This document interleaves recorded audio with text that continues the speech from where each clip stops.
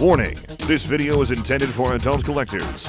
It contains plastic collectibles, questionable opinions, and the biggest Blitzwing fanboy of them all. Do not panic. This is just a random review. We continue to play catch-up in the Studio Series line, hopping over to the Bumblebee subset now, so we can take a look at the brand new Cybertronian Ratchet figure.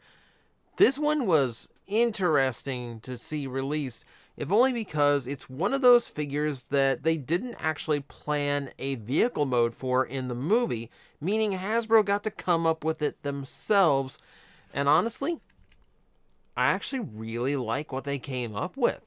As a Cybertronian van, as just something that looks like some cross between a, some kind of cross between like a tank, and something that, mom would take the kids to soccer in. I think it's actually a pretty nice balance, as like an alien APC. Let's call it that. So, it's obviously not any kind of ambulance of any sort. It's got the right colors for it in the bright white plastic with the red, but definitely not something that you're going to see taking anyone to the hospital anytime soon. Not unless, not unless you're going through the post-apocalypse and need to bash through some debris while you're at it. But yeah, you can see nice red details throughout the side as well as the top. Some semblance of a light bar here. I like that it definitely doesn't look like one, but the impression is there just to give you some sort of like connection to the classic vehicle mode. I like that the rims were painted too. You don't see that as often anymore. On the front section, it is all translucent plastic. You can see the Autobot symbol emblazoned there on the front windshield. A little bit more red here for what ends up being the grille in this mode, and then what would be a bumper if it was sticking forward gets to have this gunmetal gray across it. If you look to the back, everything nice and solid.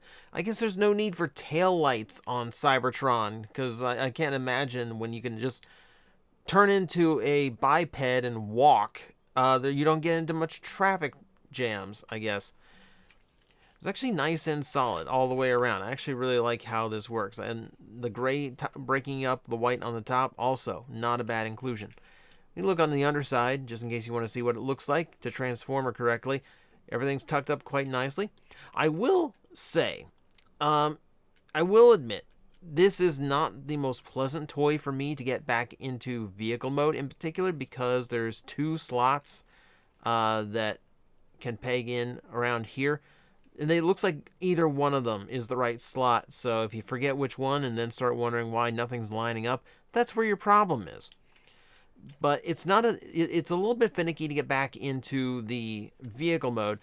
Getting it into the robot mode, however, is quite pleasant. Before we do that, I will demonstrate. Yeah, he rolls, and if you want, he does have a port on top for his weapon. It is a little bit too long to actually store in the underside of the vehicle mode or anything like that. But in this case, because this is a Cybertronian vehicle, it's a little bit easier to imagine a mounted weapon on it. This is a little bit more sensible than a Ferrari with a machine gun hanging off the top, right? So, if you want firepower, you can add firepower to it. Now, let us get him transformed and we'll see exactly what we are dealing with first off. Pop the panels on the side, and then unhook these from the underside.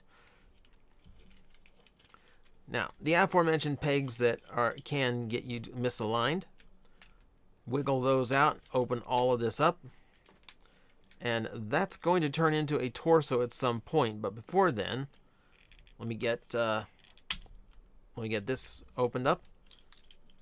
Rotate this section down like so we can fold the legs out. Feet, rotate 180 degrees to get them into their correct position, and then we will need to rotate them at the thigh swivel in order to get those into their correct alignment. Now, getting all of this mess into the robot mode. So, The vehicle mode does a lot of inside-out folding. I like inside-out transforming. It feels like a little bit of magic is going on. So this has to encapsulate Ratchet's head, and then all of it comes together like that. Unfolding this is something of like a accordion, you know, like just like stretching out this like whole accordion thing. But there's just something about the motion here. There's just something about the motion of just like encapsulating it and just like folding it all down like that that actually feels really nice, and I actually like quite enjoy how like tactile that is. But once you're done enjoying that experience, wrap all of this around the torso. Find these sockets and these pegs in order to shore up the back and form that. Find the little tabs on the back of the wrists in order to flip out the hands. And that will give you a Ratchet in robot mode. And you can see, mine has not yellowed yet. They've actually identified the problem. It's in this PA plastic here that makes up the hips and the stronger components of the toy.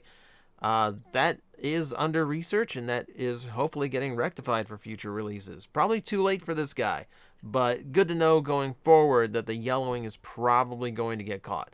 So mine, as you can see, is still pristine and white. So maybe it's not all of them, or maybe I'm just lucky for now. Stay tuned. I'll let you know if it goes bad. But for now, yeah, I love that transformation, getting it to robot mode. Like I said, getting it to vehicle mode, it's a little bit more finicky to get a lot of tabs lined up. But once we have him in the robot mode, he does have a really nice look to him. He's a little bit stocky, heavy in the legs, wide in the chest. You can definitely tell, like as Ironhide, the proportions are going to be spot on. So here as Ratchet, pretty much the same. I like the look that he's going for here. I do like the proportions to him. Maybe a little bit too heavy.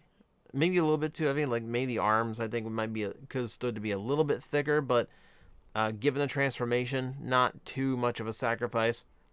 As we can see, the front of the vehicle has become the chest and looks quite nice. Like, looks really nice as the chest of this figure. Exceptionally good, like, futuristic detailing here. Really kind of kind of catches that idea of like Ratchet's chest in like a futuristic style. Also like how the red ended up on the shoulders. If we're counting that as a faux light bar, that's actually kind of where it feels appropriate on Ratchet. So it's still like on the highest point of his form at the time.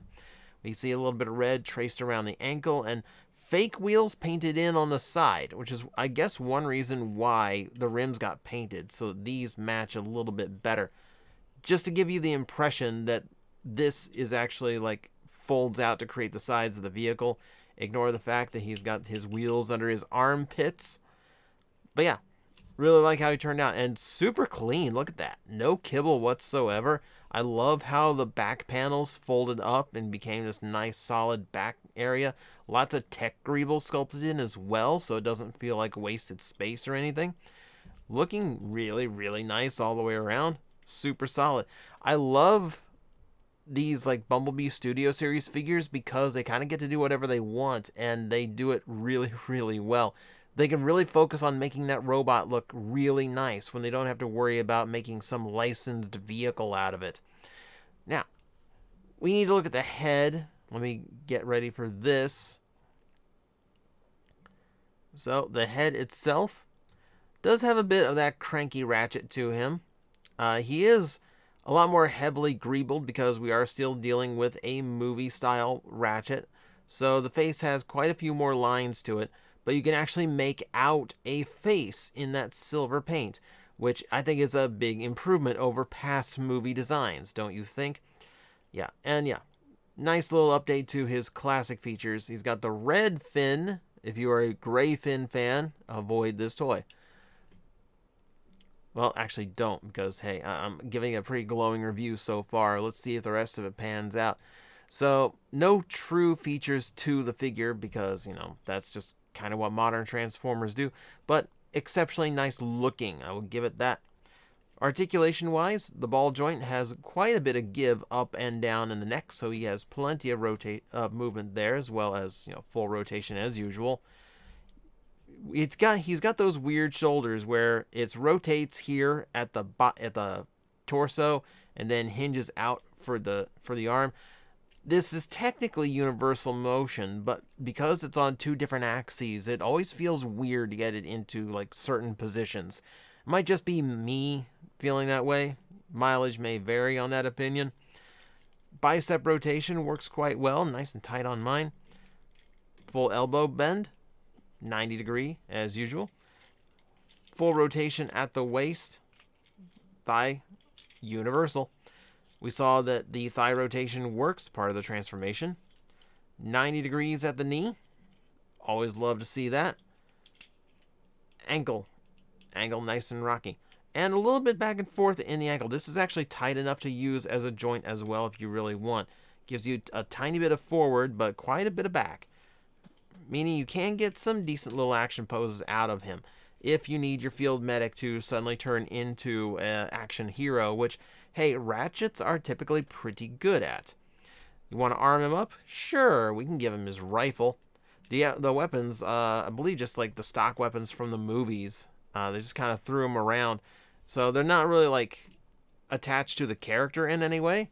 They just, they're just kind of there to arm him up, give him a little bit of firepower. Not a whole lot to do with added accessories, however. He's actually lacking in 5mm posts that you can put more weapons on, but small nitpick here. I think for what it's doing, yeah, I don't really expect too many armaments out of my doctor here. Outside of that, only real feature I can point out, he is light piped, which you don't really see much anymore. I'm not personally a fan of light piping just because they really need light behind their head in order to look alive. Otherwise, they got that dead-eyed look, that dark blackened eyes. Not a fan of that. I always prefer painted eyes here, but it's nice that they try to throw in that gimmick once in a while. It kind of takes you back a little bit. But that, my friends, is Bumblebee Movie Ratchet. It's an exceptionally nice little toy.